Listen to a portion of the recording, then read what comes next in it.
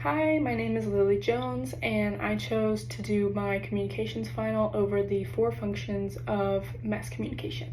So the first function of mass communication is surveillance, and pretty much all that it is really just any current event that is happening in the world right now that is on the news, that you read or watch about on the news. One big thing that could happen with surveillance happening is it could potentially have a negative impact on your thoughts, how you act, or just perceive things, because some things on the news can be very like a touchy subject, very intense and hard to watch. So one of the biggest examples that I thought of was the Titanic.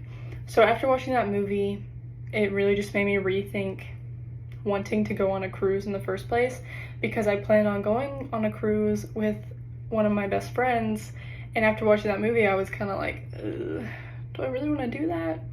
So yeah, surveillance can definitely lead to you rethinking your choices just because of things that you watch on the news.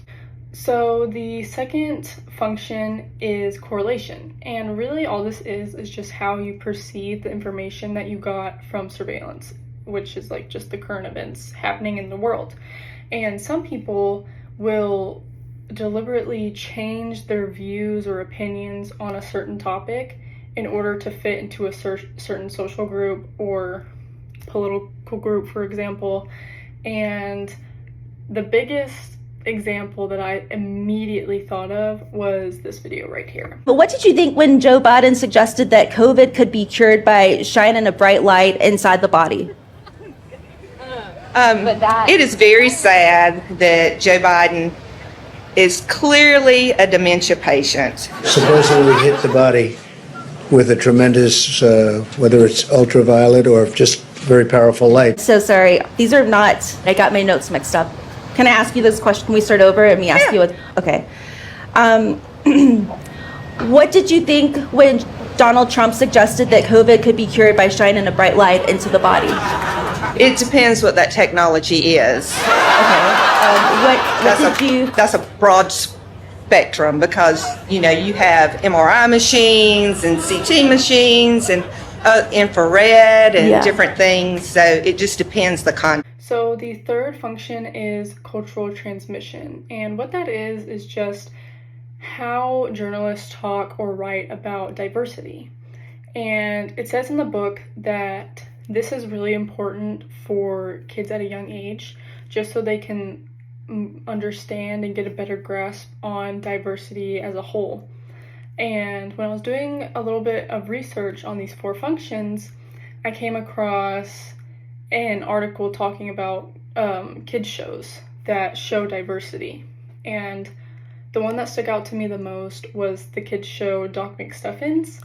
And the 2 things that really stuck out to me the most was, 1, they're a Black African American family, and 2, the mom is the one that goes out and works all day, and the dad is the one that stays home with the kids, which in this world it's kind of stereotypical for the mom to be a stay-at-home mom or a stay-at-home wife, and the father, the husband, goes out and works and provides for the family. And really the show is just, what it's teaching these young kids is that it's okay to be different.